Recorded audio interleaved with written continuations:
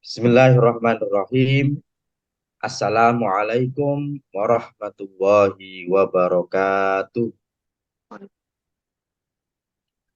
Alhamdulillahirabbil alamin wal aqibatu lil muttaqin wala udwana illa 'alal zalimin. Allahumma fashalli wa sallim ala nabiyyina wa maulana Muhammad asyrafil anbiya'i wal mursalin al mab'usi rahmatan lil alamin. Wa ala alihi wa ashabihi wa man sara ala nahjihi ila yaumiddin. Subhanaka la ilma lana illa ma'allamtana innaka antal alimul hakim. Rabbi syrah li sadri wa yassir li amri wahlul 'uqdatam min lisani yafqahu qawli amma ba'du. Bapak-bapak, ibu-ibu, jamaah majelis Formula Hati yang insya Allah dirahmati oleh Allah Subhanahu wa Ta'ala.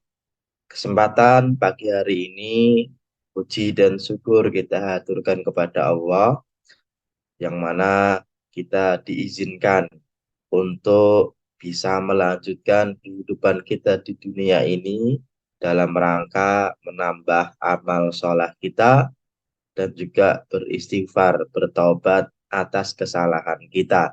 Semoga sampai nanti menjelang kita meninggal, sudah tidak ada lagi dosa yang kita bawa sampai meninggal, baik dosa kepada Allah maupun dosa kepada makhluk.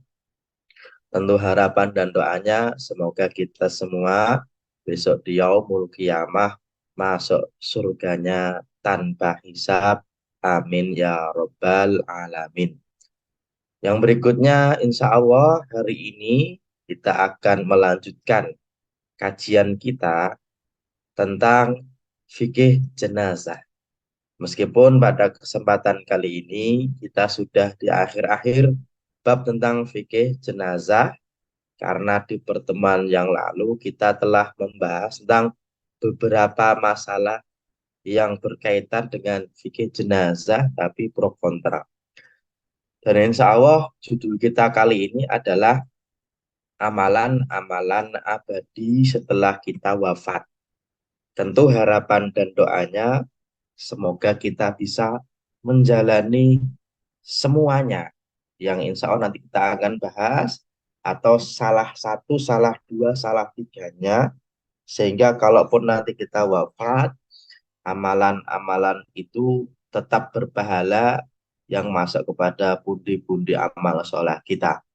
Hanya saja, ya mungkin kalau tidak bisa semuanya, ya minimal salah satunya. Tapi tidak ada salahnya kesempatan kali ini saya akan review singkat terkait apa yang telah kita bahas pada kesempatan-kesempatan yang lalu. Kita di dalam serial fikih jenazah kita sudah membahas beberapa hal, ya, mulai dari anjuran dan tuntunan menjelang kematian, di mana kita telah membahas bahwasanya seorang kalau meninggal mendapatkan keringanan untuk menjalankan beberapa ibadah. Hanya saja ketika akan meninggal, kalau bisa meninggal dalam keadaan husnul khotimah, akhir hayatnya melafadzkan la ilaha illallah. Kalau tidak bisa, dituntun oleh orang lain atau ditalkin, ya, sehingga meninggalnya dalam keadaan husnul khotimah. Kita juga sudah membahas tentang perjalanan roh ketika dicabut oleh malakul maut atau nama lainnya Israel bersama tim, dan juga ada malaikat rahmat, malaikat azab, sampai nanti rohnya dibawa ke langit, dikembalikan, dan masuk ke tubuh kembali. Setelah itu ditanya oleh malaikat. Kita juga sudah membahas tentang memandikan dan mengkafani jenazah, termasuk mensolatkan, baik ada jenazahnya atau ketika tidak ada jenazahnya yang sering disebut dengan sholat ghaib. Kita juga sudah membahas tentang menguburkan jenazah, termasuk di pertemuan yang lalu kita membahas pro kontra mendoakan almarhum, mentalkan almarhum setelah meninggal, membacakan Al-Quran setelah dimakamkan, ya, sesaat setelah dimakamkan. Dan kesempatan kali ini kita akan membahas untuk kita, bukan untuk orang yang telah meninggal, yaitu sebisa mungkin kita memperbanyak amal soleh, dan sebisa mungkin amal soleh itu tetap berpahala meskipun kita berpulang ke rahmatullah, pulang setelah wafat. Ya, tentu ada hadis yang cukup terkenal yang saya yakin bapak-bapak, ibu-ibu juga sudah menghafalkannya, meskipun redaksinya mirip-mirip ya, yaitu idza mata al insan atau al idza mata ibnu adam, ya, in qata amaluhu, amalnya itu terputus ilamin salasin, ya, kecuali tiga. Yang pertama sedekah jariyah, yang kedua ilmu yang bermanfaat, yang ketiga anak soleh yang mendoakan orang tuanya. Meskipun ini sangat terkenal, hadis ini, dan bahkan mungkin sudah diulang-ulang setiap ada orang yang meninggal, setiap ada acara kematian, itu diulang lagi hadisnya, diulang lagi hadisnya. Hanya saja yang jadi pertanyaan, kita sudah apa dari tiga hal tadi? Ya, sudah apa itu maksudnya? Kira-kira sudah mempersiapkan sedekah jariyah atau belum? Oh, belum. Ya udah, sudah mempersiapkan ilmu yang bermanfaat yang digunakan orang lain sedikit-sedikit, alhamdulillah. Atau apakah kita yakin anak kita soleh selalu mendoakan kita? Wallahu alam, ya.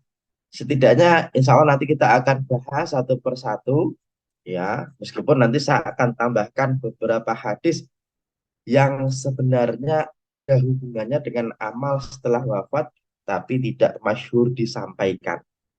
Ini apa namanya pembahasan kita kali ini.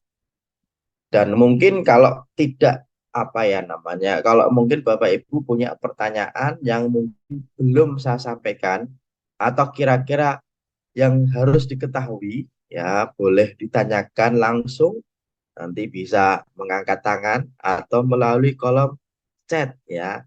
Dan insya Allah nanti kalau sebelum apa namanya berakhirnya kajian kita ke jam 7 kira-kira, nanti kita akan buka sesi tanya jawab. Barangkali ada yang mau disampaikan atau mau ditanyakan terkait dengan judul atau terkait yang lainnya. Yang berikutnya, ya, saya akan membaca hadis yang juga menjadi apa namanya banyak yang dibaca oleh para ustadz, para kiai ketika ada acara kematian. Ya. Hadis ini sahih riwayat Imam Muslim, di mana Anas bin Malik meriwayatkan dari Nabi, dari Rasulullah Shallallahu Alaihi Wasallam, Rasul bersabda, ya, yatsbaul mayyita salah satu. Seorang yang sudah meninggal disebut dengan mayit. Mayit itu ketika meninggal dikebumikan, dia akan diikuti oleh tiga. Ya, meskipun tidak cuma tiga, tapi tiga ini biasanya ada. Fayar ji'u isnani waya boko wahidun. Maka dua itu pulang, satu tetap menemani. Ya, yang pertama nih, yatsba'uhu ahluhu wa maluhu wa amaluhu. Dia kalau meninggal dimakamkan itu dia diikuti oleh keluarganya pasti ya, istrinya, anak-anaknya itu mengikutinya sampai ke kuburan. Wa maluhu dan hartanya. Ini harta ini maksudnya adalah di zaman dulu biasanya kendaraannya gitu ya, atau budak atau hamba sahayanya itu dianggap harta. Kalau sekarang ya mobilnya ikut menemani gitu kan. Oke, kemudian apa namanya motornya ikut datang ya. Termasuk juga amalnya juga menemani, tapi fayarji'u ahluhu wa maluhu, setelah selesai dimakamkan, hartanya pulang, keluarganya pulang.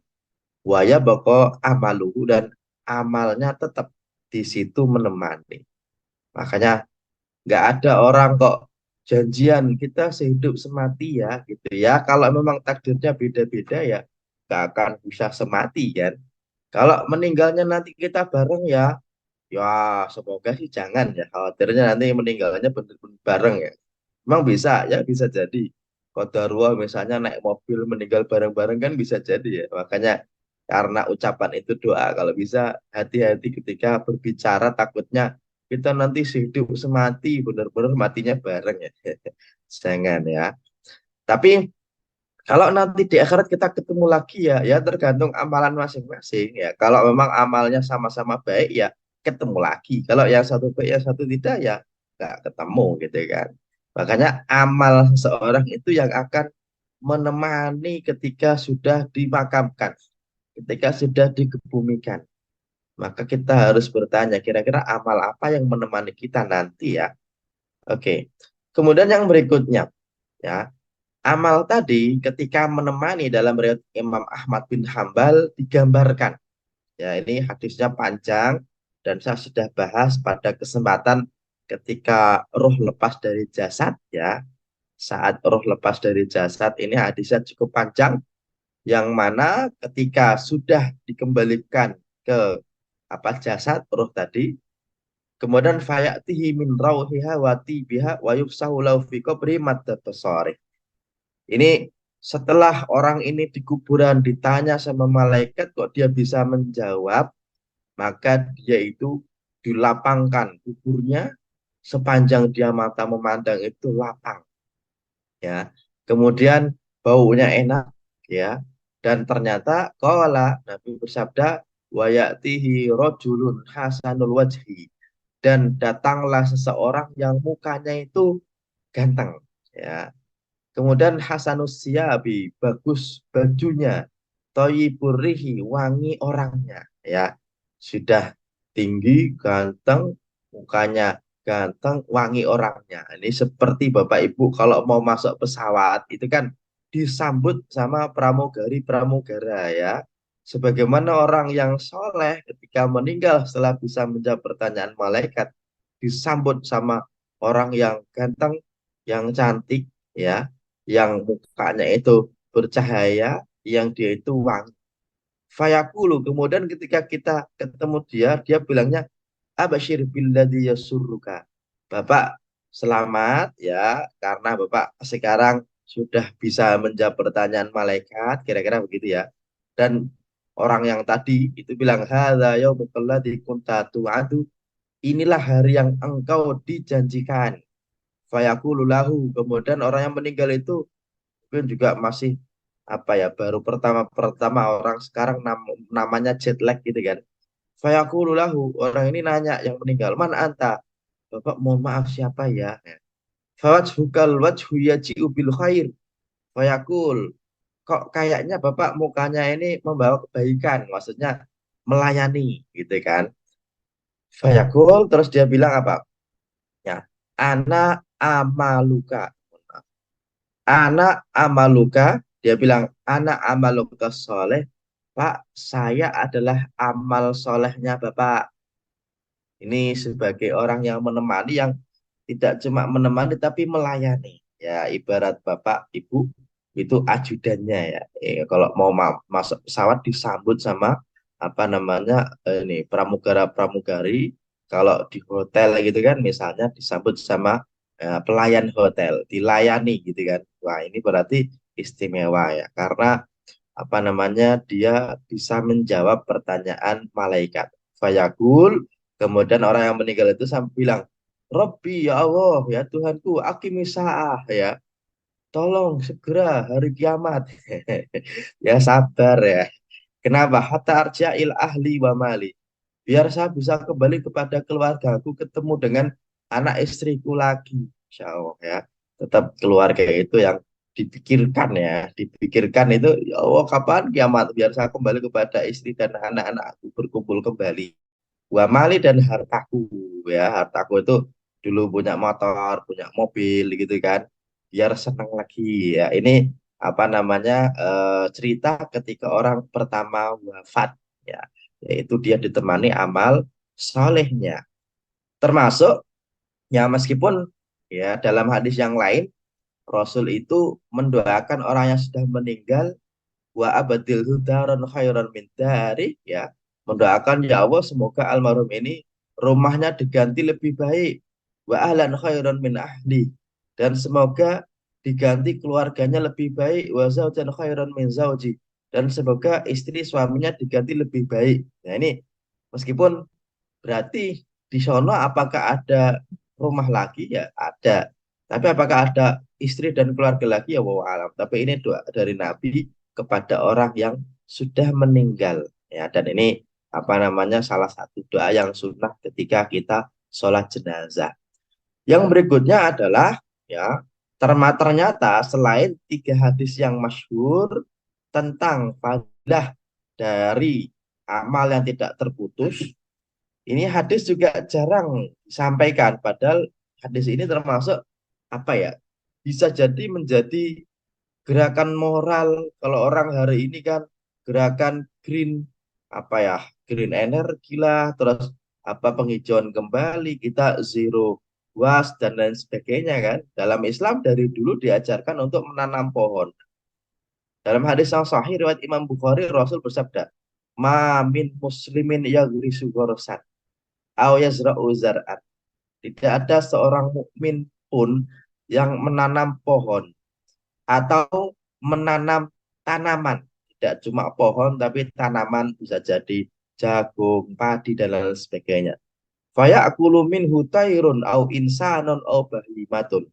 Dan dari pohon tadi orang itu memakan, ya, atau tidak cuma orang, toir, toir itu burung, au bahima atau hewan. Maksudnya tetap dimanfaatkan oleh orang, ya, illa kana lahu bi sodaqah, maka apa yang dimakan oleh manusia, yang dimakan oleh burung, yang dimakan oleh hewan dari pohon tadi, artinya yang dimanfaatkan oleh orang lain, maka menjadi sedekah buat dia, ya. Dan apa namanya kita membahas hal ini, ya, kalau di kita ya, kalau kita misalnya hari ini kita lihatlah kita itu banyak memakan apa ya hasil tanaman yang pohon itu kebanyakan bukan dari tanaman kita, kebanyakan bukan dari tanaman kita, tapi tanaman orang-orang sebelum kita. Dan dalam Islam ya diajarkan bahkan kalaupun engkau hadir sampai di hari kiamat dan sudah melihat matahari terbit dari arah barat misalnya ya, dan di tangan kalian masih ada fasilah. Fasilah itu tidak pohon, tapi apa namanya biji-bijian yang mungkin juga nggak cepat tantan apa namanya ini ya tumbuhnya, itu saja masih tetap suruh tanam. Ya, kebaikan itu kenapa? Karena pohon yang kita tanam ya atau tanaman yang kita tanam kok dimanfaatkan orang, baik dimakan atau dibuat berteduh ya atau apapun itu yang bermanfaat, maka orang yang menanamnya masih dapat pahala yang mengalir. Kenapa? Ini bukan sedekah jariyah ya, bukan ya. Karena tidak wakaf juga. Yang jelas ketika ada orang menanam menanam pohon atau menanam tanaman seperti jagung gitu kan atau padi kok ternyata dimakan oleh hewan. Itu ketika dia itu meninggal pun ya itu tetap berpahala karena dia yang menanamnya. Ini hadis lain selain hadis yang apa ya menyebutkan tentang amalan yang abadi di hari kiamat. Ini kalau hari ini bapak-bapak, ibu-ibu ya punya tanah atau nggak punya tanah tapi ingin menanam pohon, apapun pohon itu gitu kan, rambutan, kemudian durian ya yang tidak dijual di tanah-tanah umum gitu kan, atau di tanah sendiri tapi dimakan oleh orang. Berarti tanaman tadi selama bermanfaat ya, itu berarti pahalanya tetap mengalir kepada orang yang sudah meninggal. Ya, misalnya nih, orang nanam apa? Kelapa ya. Terus ada orang mengambilnya, orang memanfaatkannya tidak dijual itu kan. Itu berarti pahalanya akan mengalir. Sampai kapan? Sampai ya ketika sudah tidak bisa dimanfaatkan lagi. Dan hari ini kita banyak memakan makanan yang sebenarnya bukan tanaman kita. Ya, makan apa? Bisa jadi kelapa tadi, tanaman orang-orang tua kita. Bisa jadi durian ini dari penak nanam yang nanam adalah simbah kita dulu bisa jadi. Atau apa namanya ini pohon-pohon yang lainnya mangga misalnya. Itu bisa jadi tanaman oleh orang lain yang sudah meninggal. Tapi itu juga termasuk sesuatu yang dianggap bermanfaat. Makanya hadis ini ya menggambarkan tidak cuma tiga hal tadi yang sedekah jariah, ilmu yang bermanfaat, atau anak soleh yang mendoakan, tapi sesuatu yang bermanfaat untuk kepentingan umum yang dimanfaatkan setelah kita wafat itu juga tetap kalau dimanfaatkan orang itu berpahala dan pahalanya mengalir. Misalnya bapak-bapak, ibu-ibu bangun apa? Bangun tempat duduk, misalnya ya, dimanfaatkan oleh orang, termasuk sumur yang dibangun, gitu kan. Meskipun nggak wakaf, tapi dimanfaatkan orang.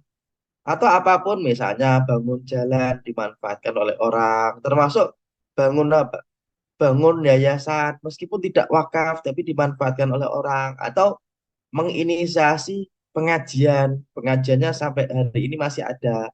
Itu kan nggak termasuk tier 3, bukan termasuk sedekah jariah, bukan termasuk ilmu bermanfaat. Kan kita cuma menginisiasi gitu kan, atau dulu rajin, kemudian setelah meninggal tetap ada. Itu bisa jadi menjadi pahala yang mengalir juga selain dari tiga hal yang tersebut dalam hadis tadi. Makanya pohon yang ditanam, kemudian jalan yang dibangun, jembatan yang dibangun, ya. Ini apa namanya fasilitas-fasilitas sosial yang dibangun, meskipun mungkin bukan dalam tanda kutip niatnya secara umum wakaf, tapi kalau dimanfaatkan oleh orang dan bermanfaat, itu juga bisa menjadi sedekah yang selalu mengalir kepada almarhum. Oke. Kemudian yang berikutnya, ini menanam pohon ya. Termasuk orang yang mengajak kebaikan, ya, itu juga termasuk dapat pahala. Makanya ketika ada orang jadi pengurus pengajian, dia rajin ngajakin orang-orang, terus buat flyer ya, kemudian disebarkan ke orang-orang. Sampai pengajiannya terbentuk, establish dengan baik, bisa berjalan ketika pengajiannya tetap abadi, kemudian orangnya wafat, kan yang mengajak orang itu kan belum tentu mengajari ilmunya kan. Ya, belum tentu juga bersedekah jariah, belum tentu yang itu juga anaknya, tapi ketika dengan dia orang itu bisa ikut gitu kan, rajin mengingatkan teman-temannya, misalnya di WA, jangan lupa ya besok Senin pagi kita ngaji ya gitu kan. Ya, jangan lupa ya dari online dari rumah bisa ya, ngajakin orang sampai dia ikut, terus nyaman, terus dia yang diajak tadi ngajak orang lagi. Ini dalam Islam dikenal yang namanya MLM kebaikan, multi level marketing kebaikan itu ada ya. Jadi hadisnya sahih riwayat Imam Muslim, man da'a ila huda, siapa yang mengajak kepada petunjuk, ya, kepada kebaikan, kana lahu minal ajri, maka dia dapat pahala mislu ujuri man tabi'ahu. Dia dapat pahala seperti pahala orang yang mengikutinya, la yang khususnya min ujurihim syai'an, yang mana pahala orang yang diikuti itu tidak terkurangi. Dan pahala orang yang mengikuti ajakan itu tidak dikurangi. Artinya, meskipun ya yang dulu pernah mengajak itu mungkin sudah meninggal, tapi ternyata yang diajak tetap hadir, itu tetap dapat apa? Cipratan pahala, tetap dapat aliran pahala, ya. Nah, ini mengajak kepada kebaikan. Misalnya ada teman yang dulu belum rajin sholat, dekati pelan-pelan gitu kan. Terus diajak berbicara pelan-pelan. Sampai kepada titik, oh iya saya ini pengen tobat. Oh iya ayo gitu kan. Sampai dia jadi baik. Itu berarti di Islam itu dikenal yang namanya multi level kebaikan. Ya bahkan saya itu pernah bertanya kepada dosen ya. Salah satu dosen saya itu apa? Saya tanya karena dulu ada hadis yang menyebutkan bahwasanya keimanan Abu Bakar itu apa? Lebih tinggi daripada imannya apa namanya para sahabat Nabi yang lainnya. Ya, bahkan katanya imannya Abu Bakar itu kalau saja di apa namanya ditimbang dengan iman sahabat Nabi yang lain, ya itu apa namanya lebih tinggi daripada yang lain, daripada imannya Abu Bakar. Hadisnya nanti dari Umar bin Khattab, ya ini ucapan Umar bin Khattab. Umar bin Khattab bilang begini, lau zina imanu Abu Bakar bi imani ahlil ardi la rojah bihim. Kalau saja imannya Abu Bakar itu timbang dengan imannya seluruh penduduk dunia, maka menang imannya Abu Bakar. Saya itu ketika dosen saya bilang begitu, saya agak nanya-nanya. Bukannya saya pernah bilang yang lain juga imannya tinggi-tinggi. Abu Bakar, Ali, gitu kan tinggi juga kan. Khadijah, kemudian lain sebagainya kan. Ternyata ada jawaban menarik yang disampaikan dosen saya waktu itu ya. Beliau bilangnya gini, salah satu yang menjadi keistimewaan dari imannya Abu Bakar itu apa? Beliau itu masuk Islam pertama dan termasuk sahabat Nabi yang ikut berdakwah pertama-pertama. Dan banyak sahabat Nabi yang beriman karena beliau. Mulai dari Bilal bin Rabah yang dibeli oleh beliau sampai menjadi orang yang baik. Bahkan Utsman bin Affan diajak oleh beliau dan lain sebagainya. Dan ketika beliau mengajak kebaikan kepada sahabat Nabi yang dulu mungkin belum baik, maka ketika yang diajak tetap baik, maka Abu Bakar akan tetap mendapatkan pahala dari ibadah yang dikerjakan oleh orang yang diajak tadi. Ya, ini salah satu yang abadi juga selain dari tiga hal, yaitu mengajak kepada kebaikan. Dan ketika kebaikan itu abadi, semakin baik lagi, semakin baik lagi, semakin besar lagi pengajiannya, semakin banyak yang hadir. Berarti inisiator-inisiator dari kebaikan tadi itu tetap dapat pahala yang mengalir meskipun sudah wafat. Ya, dan ini salah satu keistimewaan dari Islam yaitu orang yang mengajak dapat bonus. Ya, kalau sekarang kan misalnya ya, kalau bahasa sekarang, kalau bahasa kerennya orang hari ini tuh kalau jualan online namanya afiliator ya. Afiliator itu yuk beli ya. Itu kan ngiklanin barangnya orang lain dapat bonus kan. Ya, kalau di Islam nggak cuma dapat bonus, ya di Islam itu gini, ada orang ya diajak kebaikan, maka yang ngajak itu dapat pahala tanpa ngurangin pahalanya orang yang diajak. Ya, berarti bonusnya itu tidak dikurangi dari orang yang membeli. Kalau afiliator sekarang, misalnya nih, ada orang jualan kasur, ya, terus nih, nanti kalau kamu berhasil menjual atau mengajak orang lain untuk beli ini, nanti kamu bisa kasih bonus 10% ya. Kan bonusnya 10% ini kan diambil dari apa? Ya, uang yang dibayarkan oleh orang yang membeli, gitu kan.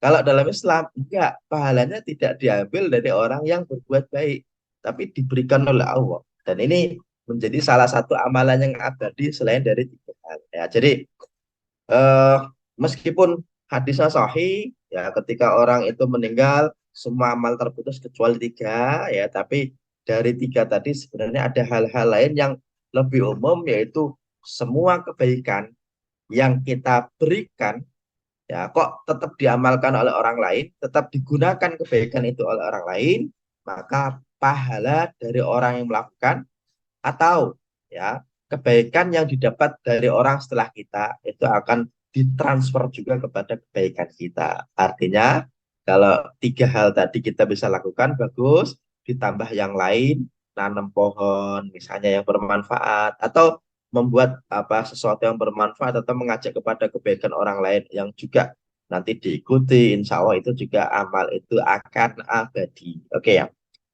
Yang berikutnya yaitu hadis yang tadi saya sampaikan, hadis sosok. Ya meskipun nanti redaksinya agak beda sedikit di antara satu dengan yang lainnya, tapi intinya sama. Ya, idama tal insanu ingkoto'a anhu amalu ilamin salasa. Dan yang selalu dibahas oleh Ustadz Kiai ketika menyampaikan hadis ini sebenarnya tiganya, tapi jarang yang menyampaikan ingkota amaluhunya. Maksudnya gini, orang itu ketika menyampaikan hadis ini selalu langsung kepada tiganya. Padahal yang paling penting juga, yang tak kalah penting adalah ingkoto amaluhu ini. Ingkoto amaluhu. Amalnya terputus. Ya, sebenarnya amal terputus ini maksudnya adalah orang yang sudah meninggal tidak bisa melakukannya lagi dengan dia sendiri.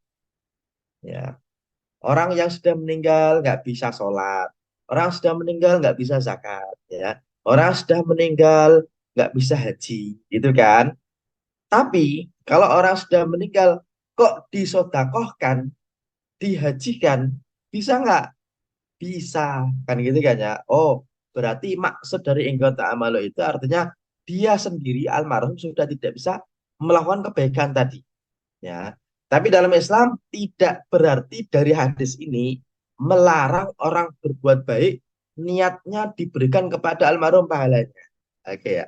Kenapa saya bahas tadi? Karena banyak orang atau sebagian orang itu menganggap ya perbuatan baik yang kita lakukan kok pahalanya kita berikan kepada almarhum itu nggak bisa gara-gara hadis ini. Ya, ada yang bilang begini, baca Quran atas nama almarhum nggak bisa. Kenapa? Kan sudah terputus amalnya. Ya, sebenarnya kalau kita sodakoh dari uang kita, terus kita niatkan ya Allah, semoga Engkau terima pahalanya, aku berikan kepada almarhum Fulan. Boleh nggak? Boleh, bisa nggak? Bisa, karena ada hadis lain. Ya, tapi kan amalnya terputus. Maksud amal terputus itu maksudnya almarhum sendiri udah nggak bisa sodakoh lagi. Tapi kalau ada orang lain kok sedekah atas nama almarhum, itu boleh sampai dan berpahala. Terus pahalanya kepada siapa? Kepada almarhum. Terus yang bersedekah dapat pahala nggak? Insya Allah juga dapat pahala. Kan gitu kan. Jadi hadis ini ya tidak menjadi dalil tentang tidak sampainya pahala yang kita berikan kepada almarhum. Ingat, pahala bukan doa ya. Pahala itu maksudnya begini. Saya haji. Bapak saya belum haji. Dan saya hajinya bukan haji yang pertama, tapi sudah kedua, ketiga, keempat. Terus ketika saya pakai baju ihram, saya niatnya labbaik Allahumma hajjan an abi. Ya Allah, aku haji atas nama bapakku. Bapakku belum haji, tapi saya yang beribadah. Mulai dari pakai baju ihram saya, kemudian yang tawaf saya, yang sa'i saya, gitu kan. Yang wukuf di Arafah saya, yang mabit saya, yang melempar jumroh saya, yang tahlul saya, bacaan-bacaan yang membaca juga saya. Kira-kira pahalanya sampai nggak kepada bapak saya? Jawabannya, Pak, sampai. Loh, katanya almarhum kalau sudah meninggal terputus amalnya. Bener, yang terputus itu amalan yang dikerjakan oleh almarhum.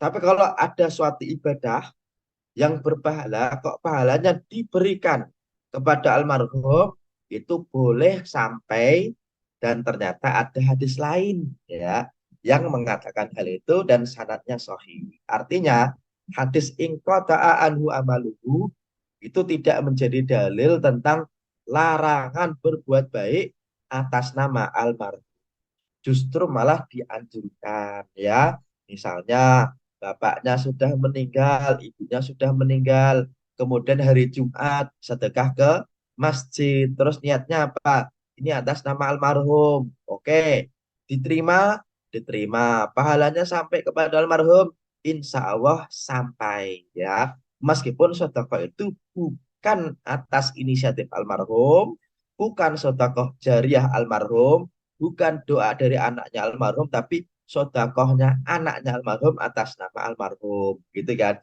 Dan hadis ini yang terputus tiga ini tidak menjadi dalil larangan untuk berbuat baik, pahalanya diberikan kepada almarhum. Oke ya, semoga bisa difahami ya.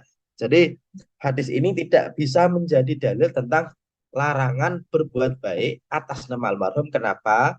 Karena kalau berbuat baik atas nama almarhum, meskipun tidak masuk dalam tiga hadis ini, tiga hal ini dalam hadis ini, tapi ada hadis lain yang menyebutkan bahwasanya amalan seorang yang masih hidup, kalau diberikan pahalanya kepada almarhum itu boleh dan sampai. Ya, yang ada hadisnya itu puasa. Ya, sahabat Nabi ada yang datang kepada Nabi. Nabi, ibuku wafat, punya hutang puasa sebulan, boleh nggak saya ganti? Kata Nabi, hutang kepada Allah lebih berhak untuk dibayarkan. Puasanya puasa nadar. Berarti yang berpuasa anaknya, tapi menggantikan puasanya ibunya. Bisa. Sedekah juga bisa ya. Ada sahabat Nabi datang, bilang, Rasul, ibuku meninggal. Kalau masih hidup, dia rencananya mau sedekah. Boleh nggak saya sedekah atas nama ibuku? Jawabannya, ya silakan. Haji juga sama. Ada sahabat Nabi datang, ibuku meninggal belum haji dan dia pengen haji. Boleh nggak saya hajikan atas nama almarhum? Jawabannya boleh, silakan. Asalkan nanti ulama memberi catatan haji yang dilakukan tadi oleh orang yang sudah pernah haji, yang digantikan belum pernah haji. Dan satu orang hanya bisa menggantikan satu orang saja. Jadi hadis yang tiga abadi ini, yang ketika meninggal tetap amalannya mengalir pahalanya, itu tidak bisa menjadi dalil tentang larangan berbuat baik atas nama almarhum. Hadis ini hanya menyebutkan orang itu kalau meninggal dia nggak bisa beramal lagi, sudah putus amalnya. Ya, maksudnya dia sudah tidak bisa sholat lagi, tidak bisa sedekah lagi sendiri nggak bisa. Tapi tiga hal ini tetap mengalir pahalanya. Yang pertama sedekah mengalir, yang kedua ilmu yang bermanfaat, yang ketiga anak soleh yang mendoakannya. Ya, dan ulama menyebutkan ini ada apa namanya rahasia di balik kenapa tiga ini kok urutannya sedekah, ilmu, anak. Ya, ulama nanti ada yang menyebutkan. Ya, bisa punya anak soleh yang mendoakan orang tuanya, itu harus anaknya itu harus diajar oleh orang sehingga ilmunya bermanfaat. Ya, jadi urutnya begini, anak soleh ketika bisa jadi soleh itu kan ketika dia berilmu, bisa ya mengajar orang tuanya atau orang lain. Tapi biasanya yang lebih berhasil kalau diajar orang lain. Karena orang tuanya kadang-kadang nggak sabar. Kadang-kadang anaknya juga nggak takut lagi sama bapak ibunya ya. Makanya kadang-kadang ada anak yang lebih takut sama gurunya daripada ibunya, daripada bapaknya. Ya. Anak itu kadang-kadang takut kalau nggak mengerjakan PR, ya takut banget. Tapi bisa jadi sama bapaknya biasa saja, bisa. Makanya maaf, urutannya adalah anak yang soleh itu bisa soleh kalau diajarkan ilmu yang bermanfaat. Oke, ya. Dan ulama menyampaikan ilmu yang bermanfaat bisa ada apa namanya mengajarkan ilmu kalau ada satu kejariah. Maksudnya apa? Mengajarkan ilmu itu kan tidak cuma di rumah ya. Biasanya malah kalau ada apa namanya belajar mengajar itu kan ketika ada tempatnya gitu kan. Ada fasilitasnya ya, apa? Masjid, pesantren, sekolahan gitu kan. Berarti yang dibangun pertama kali adalah sedekah jariah dulu. Setelah ada masjidnya, setelah ada pesantrennya, setelah ada sekolahnya, di situ diajarkan ilmu yang bermanfaat kepada anak-anak, dan anak tadi akhirnya setelah dapat ilmu itu mendoakan kepada orang tuanya yang sudah meninggal. Ya, makanya urut ya, sedekah jariah, kemudian ilmu yang bermanfaat, kemudian anak soleh yang mendoakan orang tuanya.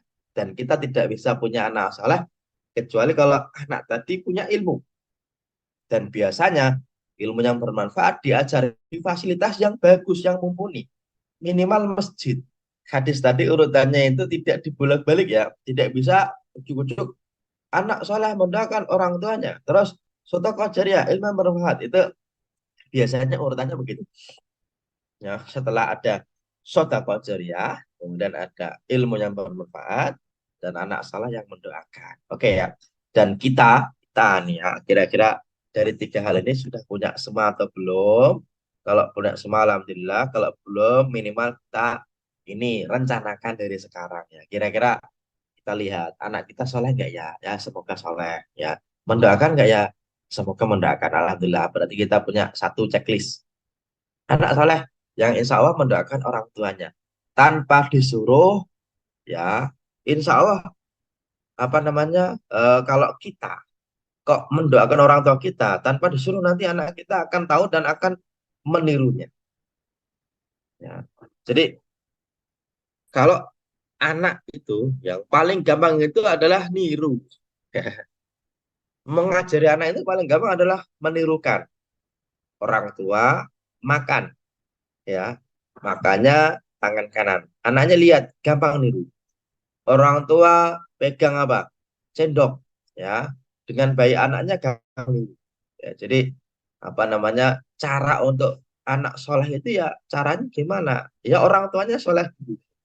Jadi kalau orang tuanya kok rajin ke masjid, itu anaknya kalau azan juga udah siap-siap ke masjid. Ya, tapi kalau orang tuanya ketika azan malah apa namanya megang piring, ngambil nasi, ya anaknya nggak akan niru orang lain ya niru orang tuanya. Makanya anak soleh itu yang paling gampang ya ketika dia niru. Termasuk kalau kita pengen didoakan orang oleh anak kita ya, kita mendoakan dulu orang tua kita ya.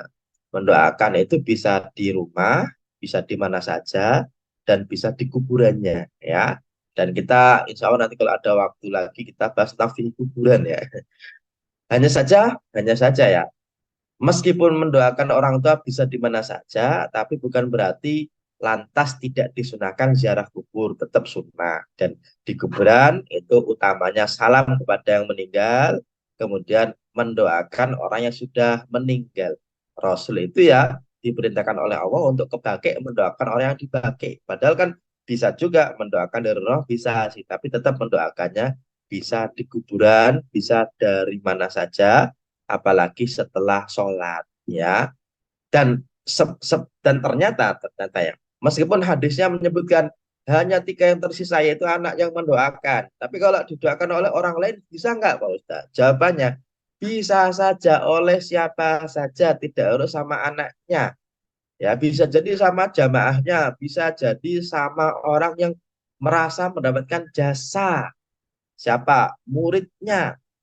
Makanya redaksi hadisnya itu dengan kata waladun ya, bukan ibnun. Dan kalau nggak salah saya pernah sampaikan ya tentang walad dan ibn itu mirip tapi beda ya. Bedanya apa? Kalau ibnun itu biasanya anak nasab ya. Makanya saya bin siapa, bukan saya walad siapa, bukan ya. Termasuk dalam Al-Quran nanti juga disebutkan yang redaksinya mirip tapi beda ya, tentang harta dan anak. Allah berfirman, al-malu wal banuna zinatul hayatid dunya. Harta dan anak-anak, banun itu jamak dari bin, zinah perhiasan dunia, perhiasan kehidupan dunia. Tapi dalam redaksi lain Allah berfirman, innama amwalukum, sesungguhnya harta-hartamu, wa auladukum, dan anak-anakmu. Aulad ini jamak dari walad ya. Innama amwalukum wa auladukum fitnah ya. Sesungguhnya harta-hartamu, anak-anakmu adalah ujian buat siapa? Buatmu, buat kamu yang meninggal, atau buat kamu yang masih hidup, atau buat anak-anakmu gitu kan. Makanya yang menjadi perhiasan redaksinya dengan banun, yang menjadi ujian redaksi dengan aulad ya. Mirip tapi beda. Bedanya kalau secara pribadi saya melihat al-aulad itu ya lebih kepada anak, tapi tidak selalu anak nasab ya, bisa anak didik, bisa anak mantu, bisa anak yang lainnya gitu kan, anak tiri dan lain sebagainya. Buktinya apa? Kalau di kita itu ada taman kanak-kanak, itu bahasa Arabnya bukan tarbiyatul banun, bukan, tapi tarbiyatul banin, bukan, tapi tarbiyatul aulad ya. Makanya anak di sini yang digunakan adalah dengan kata waladun soleh, tidak ibnun soleh atau ibnatun soleha, karena walad itu bisa ibnun laki-laki, bisa perempuan. Jadi kalau walad itu untuk laki-laki dan untuk perempuan, tapi kalau bin itu untuk laki-laki, bintun untuk perempuan, dan walad itu lebih umum daripada bin. Jadi yang mendoakan tidak cuma anaknya, tapi anak didiknya, ya, karena merasa mendapatkan apa namanya ilmu. Ya meskipun tidak selalu dapat ilmu langsung. Contohnya apa? Ada yayasan. Dulu pendirinya adalah Syekh Fulan atau Kiai Fulan, bisa jadi sudah meninggal ya, tapi anak-anak muridnya merasa ini kita di sini karena sebab almarhum, maka tiap selesai sholat mendoakan gurunya atau guru-gurunya ya. Makanya kan tidak masuk dalam tiga hal tadi kan ya, tapi tetap apa namanya mendapatkan manfaat ya, atau ilmu yang bermanfaat. Bisa jadi kita punya ilmu yang dipelajari, punya buku yang dibaca setelah meninggal, atau punya teori yang dipakai setelah orang itu meninggal. Maka ketika ilmu yang kita ajarkan tetap dipakai, maka selama orang tadi mengamalkannya, maka kita tetap dapat pahala dari ilmu yang kita berikan. Dan sepertinya ya, guru-guru yang ngajari abata itu bisa jadi amalnya meskipun dia sudah meninggal itu selalu mengalir.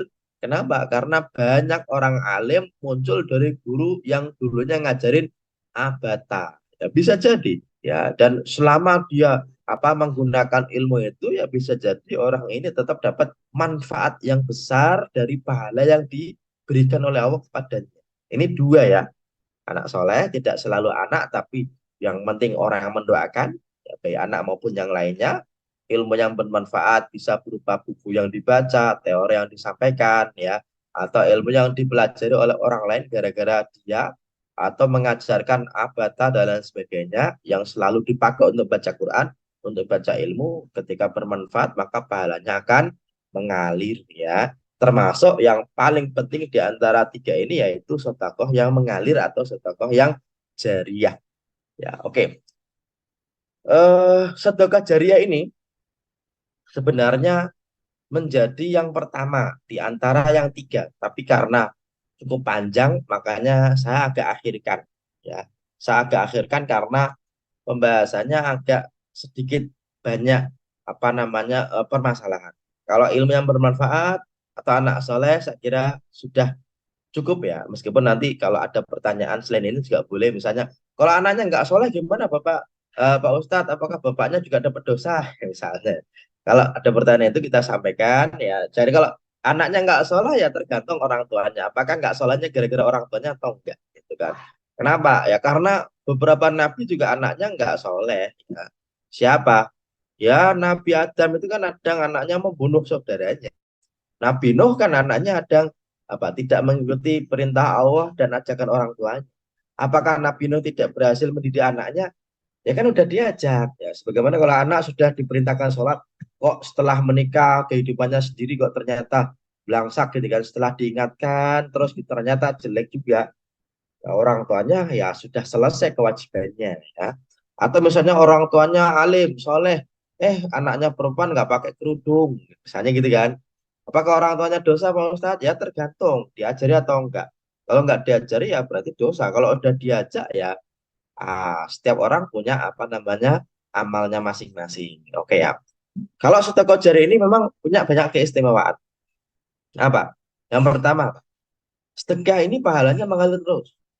Yang kedua, Pak, bendanya itu nggak bisa dimiliki manusia. Nggak bisa dimiliki berarti akan ada meskipun sudah meninggal orangnya dan kepemilikannya diberikan kepada Allah. Ini istimewa yang kedua, ya. Dan diatur di dalam agama plus negara kita. Kenapa? Karena kalau kepemilikannya kok dimiliki oleh orang, kalau orang itu meninggal ya berarti dibagi waris, kan gitu kan ya. Bisa jadi ketika masih hidup dijual, tapi kalau ya Allah aku wakafkan ini, namanya ikrar wakaf ya. Berarti kepemilikannya sudah milik Allah, tapi manfaatnya untuk sosial, ya. Berarti nggak ada orang lagi yang punya hak terhadap harta itu, dititipkan kepada Allah di hari kiamat. Ini loh punyamu, bendanya ada, pahalanya mengalir. Ini istimewanya. Yang ketiga istimewanya apa? Daripada sedekah yang lainnya ya, adanya pengelola dari benda wakaf tadi. Dalam bahasa Arab namanya nazir, ya. Nazir. Oke, nazir ini pakai zot, tok zot, ya nazir, ya, nazir wakaf, bukan pakai dalzal, bukan nazir wakaf, ya. Meskipun di Indonesia pakai nazir, ya nazir pakai zai, tapi yang jelas yang pasti pakai nazir, pakai tok zot, ya nazir wakaf itu mengelola harta wakaf, tidak cuma mengelola tapi menjadikan harta wakaf tadi mengalir pahalanya, namanya nazir, ya. Dan ini tidak dimiliki oleh sedekah yang lainnya. Dan kita akan eh, meluruskan pandangan tentang wakaf karena orang hari ini wakaf itu pengennya itu instan. Instan tuh gini, ada orang wakaf, terus wakafnya buat apa? Beli Quran deh, gitu kan. Terus kasih ke orang. Ya berarti nggak ada nadirnya. Kan Quran doang. Dan bayangan orang itu selalu, oh Qurannya hasil wakaf, terus orang baca Quran, terus orang yang berwakaf dapat pahala dari orang yang membaca. Kan sesederhana itu. Tapi sebenarnya wakaf nggak seperti itu. Ya, tapi bisa, nggak masalah. Misalnya nih, ada orang wakaf lampu, masjid. Terus ya udah, kan nggak ada nadirnya. Nadirnya siapa? Ya pengurus. Kan kalau sudah dipasang, ya selama masih nyala kan dapat pahala. Tapi kalau udah mati ya dibuang. Berarti nadir itu tidak apa ya, tidak menjadikan wakaf itu mengalir ya, karena yang mengalir itu adalah sodakohnya. Maka bahasa Arabnya sodakoton jariyatun, tidak cuma pahala yang mengalir, tapi sodakoh yang mengalir.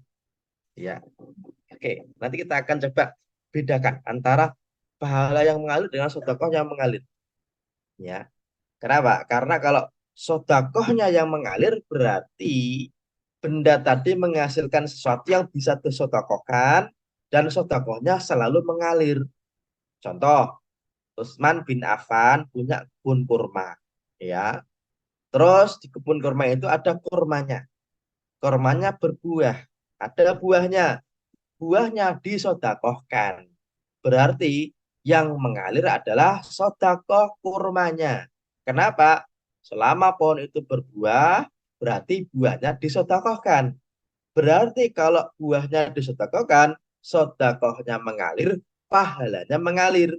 Namanya sodakotun jariyatun. Kan gitu ya. Oke. Tapi kadang-kadang kita hanya membayangkan wakaf itu adalah pahala yang mengalir. Padahal bahasa Arabnya bukan pahala yang mengalir, tapi sodakoh yang mengalir. Oke ya. Meskipun tipis, tapi ya bisa sama, bisa beda. Bedanya dengan apa? Dengan tadi ya, sodakoh Quran, sodakoh jariyah Quran.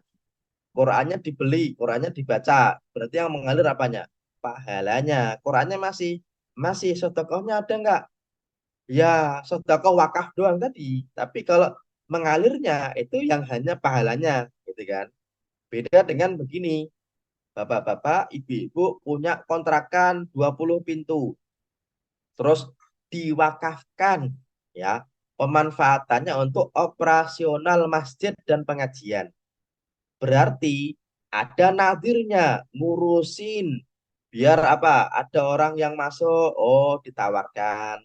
Kemudian ada maintenance-nya, ya. Dirawat, biar orang betah. Kayak biar tetap bagus. Diambil dari dana yang masuk tadi. Kemudian dia digaji dari dana tadi. Kemudian setelah akhir tahun dihitung-hitung masih sisa dari operasional, ya hasilnya 100 juta, operasionalnya 50 juta. Berarti tahun ini sodakoh yang mengalir 50 juta. Oke ya, terus uangnya buat apa? Kasih masjid, buat listriknya. Berarti sodakohnya berpahala, pahalanya mengalir, sodakohnya mengalir. Ya, ini mindset wakaf itu seperti itu. Ya, terus ya selama tanah itu disewakan, selama orang yang mengelola itu amanah dan menghasilkan, berarti ya sodakohnya selalu mengalir. Selain sodakoh mengalir, berarti ya pahalanya mengalir. Oke, jadi istimewanya wakaf itu ada pengurus yang berhak mendapatkan upah secara profesional. Bedanya apa dengan zakat? Zakat itu tidak ada nadir tapi amil. Amil itu tugasnya sederhana, yaitu ngambil dari orang yang wajib zakat, diberikan kepada orang yang berhak menerima zakat. Dah itu aja. Dan amil itu bukan nadir. Artinya amil tidak di apa ya? Tidak dianjurkan untuk mengelola harta zakat. Ya, saya ulangi. Kalau nadir justru malah tugasnya mengelola benda wakaf biar pahalanya mengalir, biar sodakohnya mengalir. Itu nadir. Tapi kalau amil tidak dianjurkan untuk mengelola harta zakat karena bukan tugas dia. Ya, tugas dia apa? Tugasnya adalah mengambil harta dari orang yang wajib zakat, diberikan kepada orang yang berhak menerima zakat. Dan ambil nggak usah mikir, nanti kalau orang miskin saya kasih uang nanti habis. Ya bodoh amat ya. Kenapa? Ya kan tugas amil adalah memberikan kepada orang yang berhak dari orang yang berkewajiban zakat. Selesai, selesai. Justru kalau malah diusahakan, dia malah mengambil apa? Mengambil porsi nadir ya. Kalau yang diusahakan bukan amil tapi apa? Nazir ya. Dan nazir itu berhak secara profesional, ya, tidak ada batasannya tapi secara ma'ruf namanya bahasa Arabnya itu secara ma'ruf. Ma'ruf itu artinya diketahui ya. Tapi bahasa lainnya adalah secara profesional. Dan istimewanya lagi kalau wakaf itu peruntukannya lebih fleksibel. Ya, kenapa saya bilang fleksibel tuh begini. Kalau zakat hanya kepada 8 golongan saja, ya, tidak boleh kepada selain 8 golongan. Bahkan kalau zakat itu harus kepada muslim saja. Kalau sedekah wajib. Tapi kalau wakaf itu lebih fleksibel. Lebih fleksibel itu boleh kepada selain 8 golongan. Misalnya, kalau ditanya, boleh nggak wakaf itu buat, misalnya ya, tidak untuk orang, tapi untuk bangunan. Orang berwakaf untuk bangunan. Oh, justru itu malah bagus. Tapi kalau zakat untuk bangunan, ya, kebanyakan ulama bilang jangan, karena 8 itu golongan orang. Ya, makanya dihindari kalau zakat untuk bangun masjid dihindari. Meskipun ada yang bilang boleh karena meluaskan makna fisabilillah. Tapi kalau saya pribadi saya stop, jangan. Kenapa? Khawatirnya ada orang yang harusnya dapat malah nggak dapat gara-gara untuk beli semen. Kalau mau bangun masjid pakai apa? Wakaf itu lebih pas ya. Dan peruntukannya lebih fleksibel. Kenapa? Karena di dalam zakat itu ada keharusan diberikan kepada orang lain selain orang yang wajib dinafkahi. Maksudnya gini, zakat itu boleh nggak diberikan kepada bapak ibu sendiri? Nggak boleh, karena wajib dinafkahi. Kepada istri sendiri? Nggak boleh. Kepada anak sendiri? Nggak boleh. Kalau jalurnya adalah fakir miskin, nggak boleh. Misalnya nih, seorang suami bilang ke istrinya, istriku ini 5 juta buat kamu zakat saya. Nggak boleh. Kenapa? Istri wajib dinafkahi oleh suaminya. Tapi kalau wakaf itu boleh ya. Misalnya begini, ada orang berwakaf. Ikrarnya adalah wakaf ini peruntukannya untuk pendidikan anak cucuku. Ya, berarti nadirnya siapa? Nadirnya adalah dari keturunanku. Berarti ini benar-benar terbatas. Terbatas itu maksudnya bendanya diberikan haknya kepada Allah, tapi kemanfaatannya dibatasi kepada siapa? Kepada hanya anak istri, cucu, dan keturunannya, dan hanya untuk biaya pendidikan saja. Dan dibatasi juga nadirnya adalah keluarganya sendiri. Boleh nggak? Jawabannya tidak dilarang. Ya, boleh, boleh. Ya, misalnya nih ya, saya punya apa nih? 10 hektar tanah di Riau misalnya ya. Sudah ada tanamannya berupa kopi misalnya ya, gitu ya. Terus saya ikrarkan 10 hektar itu saya wakafkan kepada siapa? Pemanfaatannya kepada anak cucuku untuk pendidikannya. Siapa yang nadirnya? Anak cucuku ditandatangani terus di apa sertifikatnya diganti sertifikat wakaf. Berarti nadirnya anak saya siapapun nanti dipilih, nanti ditetapkan ADART-nya. Kemudian setahun menghasilkan berapa masuk kepada dana abadi pendidikan Bani Hanif Lutfi misalnya begitu ya. Eh, ini jarang-jarang terpikirkan. Berarti kalau tahun ini laba bersihnya adalah 100 juta misalnya ya. Oh, berarti ada dana 100 juta untuk pendidikan anak cucu saya. Berarti 100 juta bisa diputar kembali, bisa disedekahkan. Ya, diputar kembali itu maksudnya dibelikan tanah lagi atau diberikan kepada anak cucunya yang mana nih yang butuh untuk SPP-nya berapa didata. Oh, anak saya dari ini, cucunya ini nih, SPP-nya berapa sekian. Kalau mau diratain boleh dikasih apa namanya dana pendidikan. Ya, kartu Hanif Pintar. Saya gitu ya, berarti Bani Hanif ini berarti semua pendidikannya saya yang nanggung. Berarti selama nadirnya bagus, menghasilkan uang, berarti sodakohnya mengalir. Ya, kemudian anak cucu saya merasa mendapatkan jasa dari saya, maka dia mendoakan, terima kasih ya Mbah, misalnya gitu ya. Nah, ini jarang nih orang punya banyak. Padahal itu boleh, boleh. Ya, apalagi nanti kalau hasilnya banyak, terus ya udah buat sekolah saja. Ya, terus ternyata kalau di komersilan sekolahnya gimana? Silahkan, tapi hasil dari komersial tadi tetap menjadi dana abadi dari pendidikan anak cucu saya. Ya. Sampai nanti menjadi sesuatu yang besar, berarti sepanjang masih ada yang menjadi nadir dan masih ada sedekah yang mengalir, berarti selama itu pula ya saya dapat pahala meskipun saya sudah meninggal. Ya, masalahnya adalah mana barang yang mau diwakafkan kan belum ada ya, kalau sudah ada siapkan, kalau belum ada kita berdoa ya semoga ada, karena wakaf itu selalu bayangannya itu yang instan-instan. apa ambulan gitu kan, instan langsung dapat pahala. Quran instan, masjid instan. Tapi nggak apa-apa, itu bener nggak salah. Tapi sebenarnya kalau kita lihat dari sejarahnya ya itu ya yang pas malah bukan hanya pahalanya yang mengalir, tapi malah sodakohnya. Ya, contoh ceritanya ini contohnya ya, misalnya nih, yang saya pernah bahas juga, tapi sebagai pengingat saja ya. Ini sumur Raumah dulunya punya Utsman bin Affan, satu pekarangan begitu namanya Mazra'ah Bi'ru Utsman. Ini ada pekarangan, ada tanah, ada kurmanya ya. Terus kurmanya diwakafkan, di situ ada sumurnya karena kalau ada sumur berarti ada air, berarti ada kehidupan ya. Terus kurmanya menghasilkan sampai sampai dikelola hari ini sampai mau dibangun ruko wakaf Sayyidina Utsman. Wakaf Sayyidina Utsman radhiyallahu anhu. Al-Masyru' proyeknya itu apa? Mabna Sakini Tijari. Mabna itu artinya bangunan, Sakani itu artinya rumah, Tijari itu artinya toko. Berarti bangunan ruko ya.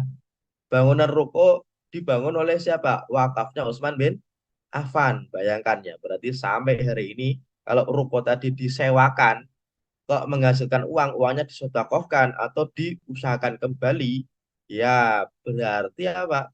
Utsman bin Affan tetap dapat pahala yang mengalir ya, bayangkan.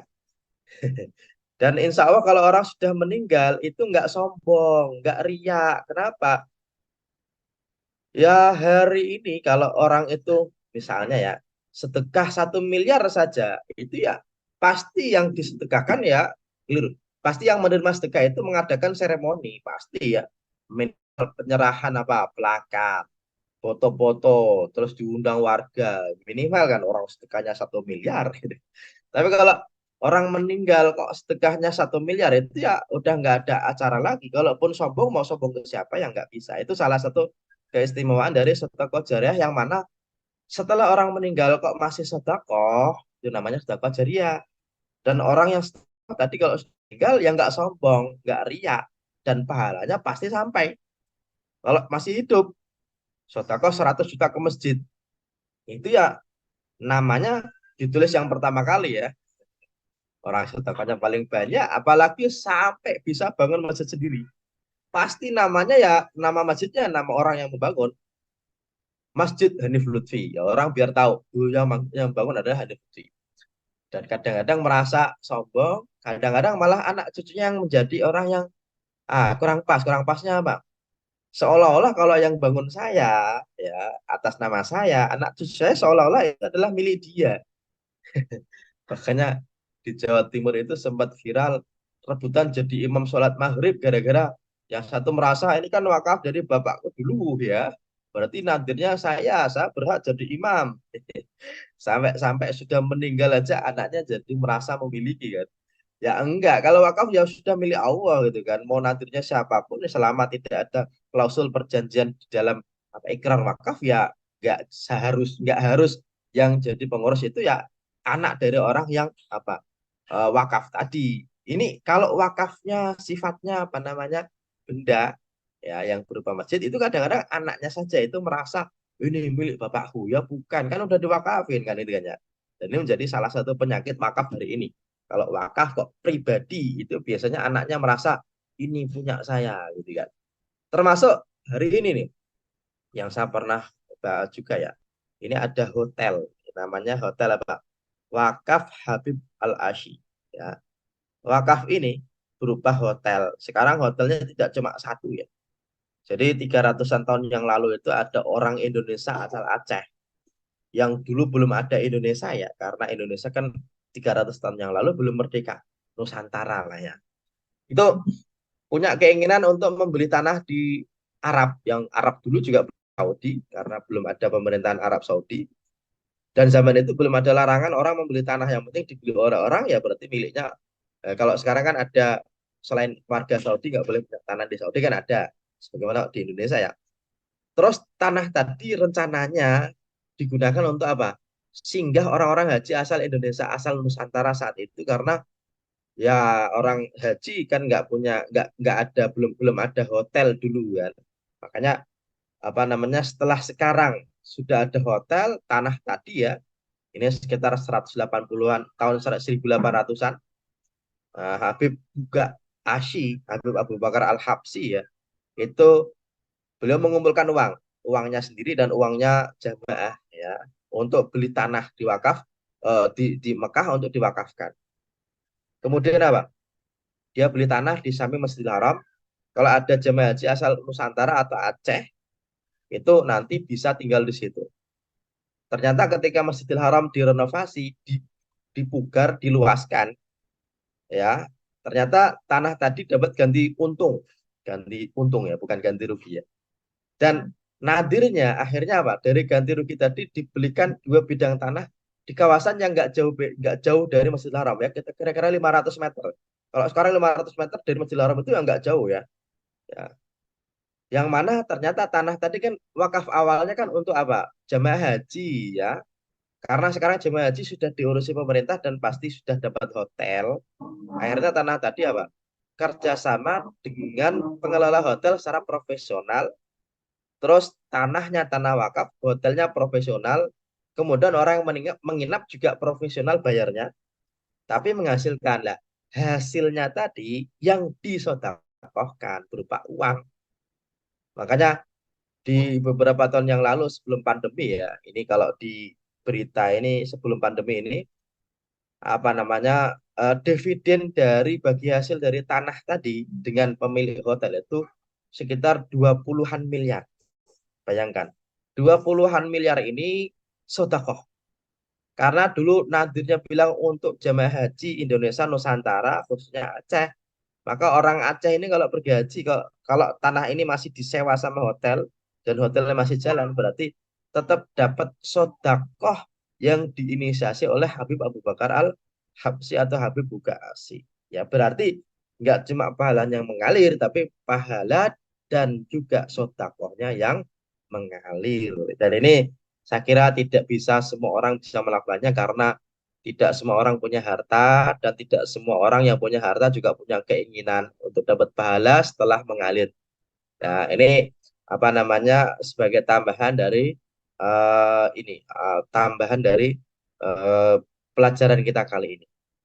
Makanya kalau kita bicara tentang wakaf, ada yang pengen wakaf Quran, ya yaitu dengan membeli Quran. Berarti Qurannya dibeli dengan uang wakaf, pahalanya mengalir selama Qurannya dibaca. Ada juga yang pengen wakaf yayasan Al-Quran. Oh, selama yayasannya ada orang yang belajar, pahalanya mengalir. Tapi ada juga wakaf produktif untuk biaya penghafal Al-Quran. Oh, berarti wakafnya dikelola, menghasilkan uang, uangnya digunakan untuk bersedekah kepada orang yang menghafal Quran. Oke ya, berarti ini namanya wakaf yang mengalir tidak cuma pahala, tapi juga pahala dan juga sodakohnya yang mengalir. Oke, jadi ini yang kita rencanakan dan alhamdulillah hari ini Bapak-bapak Ibu-ibu kita sudah punya beberapa yang modelnya sodakohnya patungan, wakafnya patungan bagus itu untuk apa ya biar tidak harus wakaf itu nggak harus banyak. Oke. Dan sekarang sudah jam 6:47 berarti kurang 13 menit lagi mohon maaf. Barangkali ada yang mau disampaikan Bapak-bapak Ibu-ibu atau yang sudah ada yang bertanya di sini ada atau enggak? Baik, Ustadz. Alhamdulillah ini sudah ada pertanyaan melalui kolom chat, Ustadz. Ya, saya boleh bacakan langsung aja Mbak Rina. Silakan, Ustadz. Dari Ibu Nurul, semoga masih hadir Ibu Nurul. Assalamualaikum, waalaikumsalam. Ustadz Punten, ya mau tanya, walau tidak sesuai dengan tema, ya siap Bu. Bila kita tidak dapat datang takziah, tapi kita ingin mendoakan si mayat dengan sholat jenazah, bolehkah kita mengamalkan sholat goib? Ya, nanti ini Bu, jadi perdebatan di antara ulama dari zaman dulu ya Bu ya, tentang siapakah yang disolatkan keliru, siapakah yang berhak untuk disolatkan goib. Ya, kenapa? Karena Rasul itu pernah sholat goib kepada Raja Najasyi, ya, yang rumahnya jauh banget di Ethiopia, itu di Madinah. Saat itu Rasul bersama sahabat Nabi mensolatkannya. Rasul juga mendatangi kuburan yang sudah dimakamkan, habis sholat di situ juga. Lah, makanya kalau apa namanya, ada orang pengen mendoakan orang sudah meninggal tapi nggak takziah ke rumahnya, tidak usah sholat goib Bu, karena tidak ada dalam tanda kutip apa anjuran untuk kita sholat goib di rumah ketika sudah ada mensolatkannya. Ya, makanya biasanya lama bilang gini, apa namanya, karena yang disolatkan Nabi itu hanya Raja Najasyi dan sahabat Nabi yang wafat di zaman beliau itu ada banyak, dan Nabi juga tidak sholat di rumahnya, makanya ketika tidak bisa hadir, mendoakannya nggak usah dengan sholat goib, tapi dengan doa secara umum, ya Allah semoga engkau ampuni almarhum almarhumah, itu lebih bagus dan tidak ada perdebatan. Karena kalau sholat goib di rumah itu ulama beda pendapat. Kenapa? Karena sholat jenazah sendiri hukumnya fardu kifayah. Kalau sudah ada mensolatkan berarti kita tidak dapat kewajiban, ya. Tapi kalau apakah tetap sunnah sholat gaib? Jawabannya tidak dilakukan, lebih bagus ya mendoakannya dengan cara yang lain saja. Karena di zaman Nabi banyak sahabat Nabi yang wafat, Nabi tidak selalu hadir, tapi Nabi juga tidak sholat gaib. Sahabat Nabi juga sama, ketika Nabi setelah wafat, banyak sahabat Nabi yang wafat ya di tempat yang jauh, mereka tahu, tapi tidak sholat gaib. Jadi jawabannya lebih bagus tidak usah sholat gaib ya, tapi mendoakan dengan cara yang lainnya. Semoga bisa diterima jawabannya Bu Nurul. Kak Husairi silakan yang sudah raise Ya, hand. Kita masih ada waktu ya 10 Ustaz, menit. jazakallah khairan. Oke, Waalaikumsalam Ibu Nurul. Baik, Assalamualaikum warahmatullahi wabarakatuh. Izin Waalaikumsalam. nyambung pertanyaan yang tadi mengenai sholat gaib. Kan di Ya, masjid-masjid banyak itu mengumumkan sampai ada 40 nama, mari kita sejenak melaksanakan sholat gaib untuk atas nama ini yang tengah bersedekah di masjid ini. Nah, itu seperti itu gimana Pak Ustaz? Kayak di Istiqlal kan betul. tiap tiap Jumat itu Oh ada gitu sholat ya. gaib. Oke, bagus nih. Makanya tadi ya Pak ya, saya katakan sholat gaib itu menjadi sesuatu yang jadi perdebatan gara-gara apa?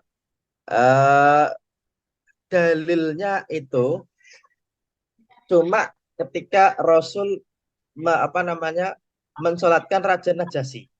Ya, jadi Rasul apa namanya eh, mensolatkan Raja Najasyi. Oke. Dan dalam bab sholat gaib itu para ulama nanti berbeda pendapat dalam 5 pendapat. Mohon maaf.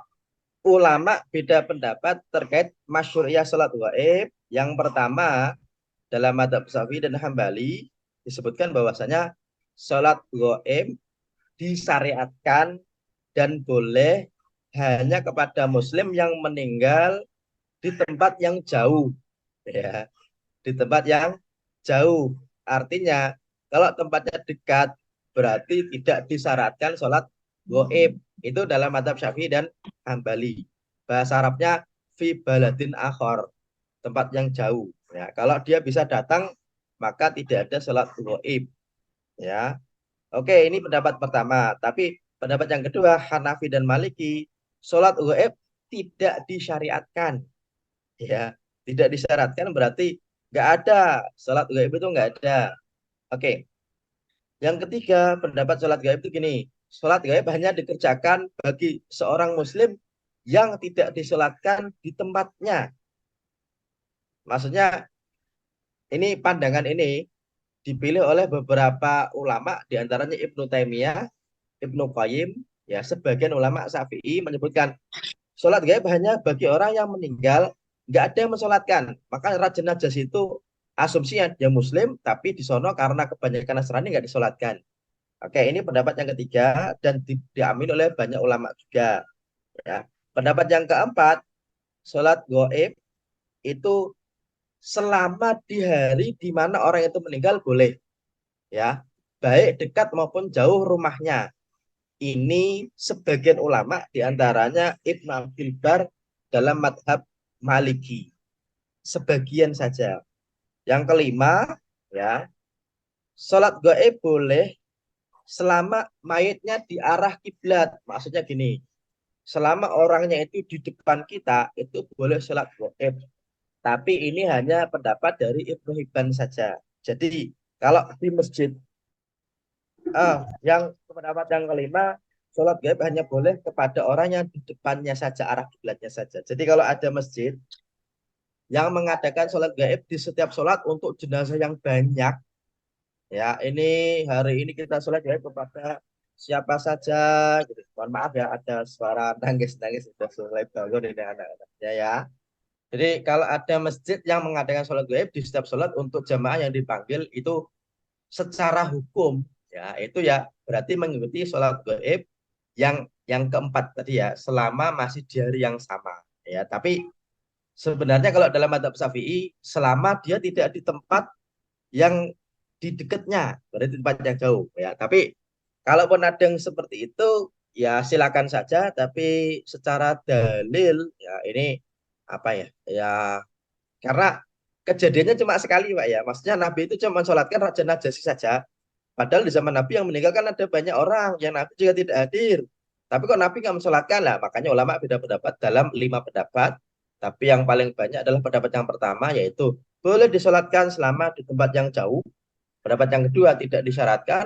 Pendapat yang ketiga disyaratkan selama tidak disolatkan oleh orang di tempatnya. Ya, pendapat yang ketiga boleh disolatkan selama di hari yang sama.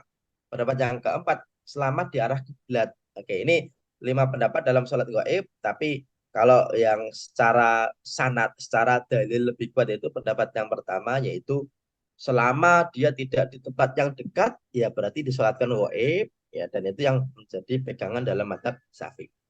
Oke, kira-kira bisa diterima jawabannya Pak Iya. Husairi? Ya bisa. Ya, Pak Satu Husairi. lagi terkait dengan wakaf. Oh, boleh. Nilai Masih ada wakaf waktu itu sedikit. kalau misalnya gini, Pak, saya titip dong wakaf untuk beli semen 1 sak atau 2 sak, itu masuk kategori wakaf niatnya atau sedekah saja? Siap. Syukran. Afan, Pak Husairi. Jadi gini, sekarang itu ada wakaf yang sifatnya parsial atau yang sifatnya bersama, ya. Jadi kalau kita beli semen, saya pengen wakaf dong, gitu kan. Maka niatnya bisa wakaf dan tetap dapat pahala wakaf. Tapi bedanya apa dengan sedekah? Sedekah begini, kalau Pak ini ada uang berapa? 100.000 untuk beli 1 sak semen. Ini untuk wakaf ya. Oh berarti orang dititipi tak? Pak tadi harus amanah. Oh berarti harus belikan apa? Semen. Ya Pak ya. Dan kalau ternyata ada panitia pembangunan, kok dari awal ngomongnya semen, berarti uang tadi harus beli apa Pak? Semen. Semen. Dan ini beratnya apa? Kadang-kadang kan begini nih. Oh, dititipin untuk beli semen terus dikelola sama apa panitia panitia pembangunan masjid ya Pak ya. Sama panitia pembangunan Pak itu nggak disendirikan, malah di apa digunakan untuk bayar apa pegawai atau bayar tukang. Itu berarti tidak sesuai dengan amanah wakaf tadi. Ya, makanya justru malah kalau ada orang wakaf sedikit dan tidak ada gerakan khusus wakaf khusus tadi itu malah merepotkan orang yang menjadi nadir, Pak. Kenapa? Karena kalau uangnya 100.000 masuk kepada panitia pembangunan, khawatirnya nanti tidak untuk beli semen, malah buat apa? Beli makanan buat tukangnya atau malah buat bayar tukangnya, berarti tidak sesuai dengan amanah dari pesan dari orang tadi, ya. Kecuali kalau gerakan wakaf khusus gini, masjid ini mau bangun apa? Mau bangun lantai, ada wakaf nih lantai. Oh, berarti saya titip 100.000 untuk lantainya. Oh, berarti umum bebas. Dan ikrar dari orang berwakaf tadi kalau bisa jangan merepotkan nadirnya, Pak. Kalau memang sifatnya itu sedikit, ya, Pak. Kalau dikasih 100.000 sama nadirnya malah tidak dikelola dengan baik, malah buat yang lainnya. Kalau nanti tidak jadi semen, berarti nadirnya nanti yang ditanya, kenapa kamu tidak melaksanakan amanah dari orang yang berwakaf? Ya, makanya ikrarnya boleh wakaf, tapi nadir tinggal gini, siap nggak melaksanakan dari ikrar wakaf ini? Ya, kalau ternyata siap dan ada programnya, ya udah beliin semen, udah selesai. Berarti wakafnya adalah semen. Boleh, boleh. Tapi kalau ternyata malah tidak digunakan untuk semen, berarti nadirnya bermasalah karena tidak melaksanakan amanah dari orang yang berwakaf. Hanya saja kalau ya udahlah serahkan, silahkan. Yang penting untuk pembangunan masjid, insya Allah juga bisa. Ya, dan itu juga berpahala juga. Ada pertanyaan yang lainnya? Ada Ustadz di kolom chat dan raise hand. Oke. Yang di kolom chat berarti oke. Ada, saya bacakan langsung dari Bu Sumarni. Oh ya, silakan. Alhamdulillah Bu Sumarni telah gabung. Masih ada waktu sedikit saja. Izin bertanya Ustadz, manusia yang masuk surga tanpa hisab itu yang bagaimana? Sebenarnya itu hak prerogatif dari Allah, hanya saja dalam riwayat Imam Bukhari, Bu, disebutkan begini. Uridot alayyal umamu faja'alal nabiyyu wan nabiyyan yamuruna ma'ahum ar-rahtu. Jadi Rasul itu diperlihatkan tentang nabi dan umatnya, nabi dan umatnya. Ada nabi umatnya banyak, nabi umatnya banyak. Ternyata umatnya Nabi Muhammad yang paling banyak. Terus ketika yang paling banyak itu umatnya Nabi Muhammad, terus hadisnya bilang begini, wa yadkhulul jannata min haula'i sab'una alfan bighairi hisab. Dan ada 70.000 masuk surga tanpa hisab dari umatnya Nabi. Ya, walaupun angka ini apakah angka mati atau tidak, walam, tapi yang jelas hadisnya bilang 70.000. Siapa? Nah, summa dakhala walam yubayyin lahum. Tapi yang masuk tadi memang tidak dijelaskan siapa mereka. Ya, ada yang bilang, oh mereka itu orang-orang yang masuk Islam, ya. Kemudian orang yang dari awal lahir di dalam Islam. Sahabat Nabi itu ketika Nabi bilang dari umat yang banyak tadi 70.000 masuk surga tanpa hisab, sahabat Nabi pada bertanya sendiri-sendiri. Oh, 70.000 itu ya, yang lahirnya Muslim, meninggal Muslim. Kalau kita, kata sahabat Nabi, kan dulu waktu kita lahir kan pernah jahiliyah, kayaknya itu enggak kita deh. Itu sahabat Nabi bilang begitu.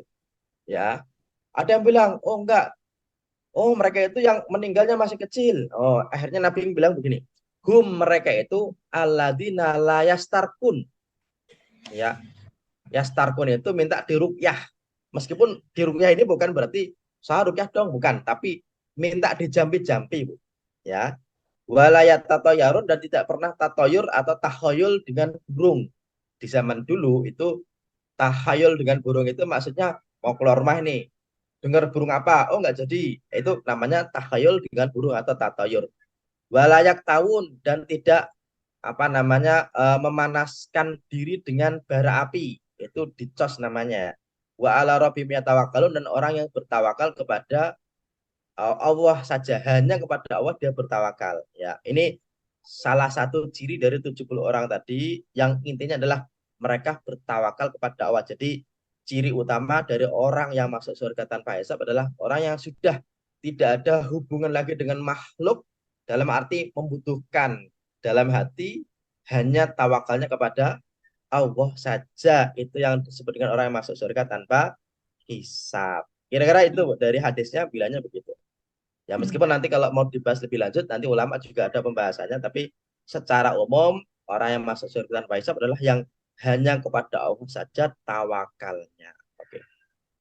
Terakhir mungkin Bu Ailidar. Saya Bu Ulan. Siap, silakan Bu Ailidar. Ya, terima kasih Pak Ustadz. Cuma mau nanya apa saja bentuk wakaf yang biasa diwakafkan gitu ya. Kemudian kepada siapa saja yang kita utamakan wakaf itu Ustadz, itu aja. Terima kasih. Kalau wakaf itu yang penting barangnya masih ada, Ibu. Ya, berarti yang tidak langsung habis. Contoh, yang langsung habis itu nasi, air minum, itu yang langsung habis.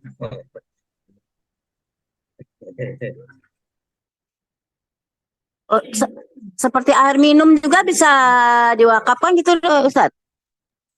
Kalau air minum itu kan habis itu diminum ya Bu ya, itu sedekah saja. Kalau mau wakaf berarti alatnya atau sumurnya gitu Bu. Nah, jadi Soalnya di yang situ biasa kita dengar kan orang ngewakafkan pasti bangun masjid gitu yang umum betul. ya. Iya Makanya betul. saya ingin tahu bentuk apa saja yang dibilang wakaf gitu. Ya, sebenarnya bentuknya apa saja asalkan tidak habis pakai. Habis pakai itu Bu, berarti kan nggak mengalir pahalanya ya Bu ya. Oh iya. Makanan habis pakai, minuman habis pakai gitu Bu ya. Itu kan habis Iya. pakai. Yang tidak habis pakai misalnya Bu, sumur nggak habis pakai ya Bu ya. Iya. Sumur. Oke, terus misalnya alat untuk sterilisasi air. Misalnya Bu, di Iya. pesantren kan butuh minum. Iya. Ibu kasih alat ozonisasinya, misalnya beliin harganya 20 juta. setiap santri minum dari air tadi. Airnya air dari apa? Terus dengan alat kita bisa digunakan untuk minum, berarti kita dapat pahala karena apa? Menjadikan santri itu sehat. Itu juga bisa, ya Bu ya. Iya, iya. Mobil bisa, yang tidak sekali pakai bisa. Ya, apapun itu justru yang paling bagus, Bu, ketika wakaf itu tidak menghasilkan pahala saja, tapi menghasilkan sedekah lagi, Bu. Iya. Menghasilkan sedekah lagi itu misalnya Ibu punya kontrakan, ya kan disewa orang, Iya. uangnya disedekahkan. Ya, Bu Oh, ya. iya, Bahkan iya. berupa mobil tapi dirental. Mobilnya tetap dapat uang, uangnya disedekahkan. Itu yang paling bagus yang ada di zaman dulu. Mulai dari Utsman, Abu Bakar, termasuk Habib Abu Bakar Al-Habsyi yang tadi saya sampaikan, itu yang paling bagus ketika tidak cuma menghasilkan pahala tapi menghasilkan apa? Sedekah yang berpahala. Kira-kira begitu. Semoga bisa diterima jawabannya. Wakaf itu tidak harus besar ya Ustadz. Biasanya kan orang bangun pesantren, bangun masjid. Jadi ternyata wakaf itu bentuknya asal yang tidak habis gitu ya Ustadz ya. Betul. Ibu Ya, wakaf ya, apa?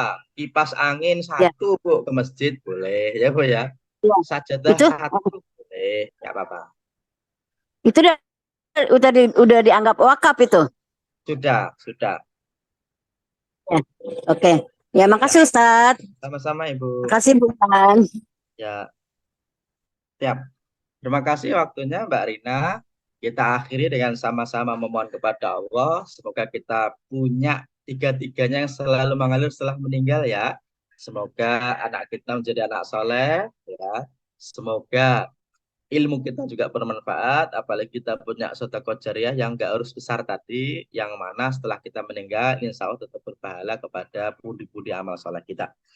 Kita akhiri dengan sama-sama berdoa memohon kepada Allah. Bismillahirrahmanirrahim. Astagfirullahaladzim, astagfirullahaladzim, astagfirullahaladzim. Wassallallahu ala nabiyina wa maulana Muhammadin walhamdulillahi rabbil alamin. Hamda syakirin hamdan na'iman hamda yuafina ama wa yukafiru mazidah. Ya Rabbana lakal hamdu kama yanbaghi li jalali wajhika wa li azimi sultanik. Allahumma fashalli wa sallim ala nabiyyina wa maulana Muhammad wa ala alihi wa sahbihi wa barik wa sallim ajmain. Rabbana zalamna anfusana wa illam taghfir lana wa tarhamna lanakunanna minal khasirin.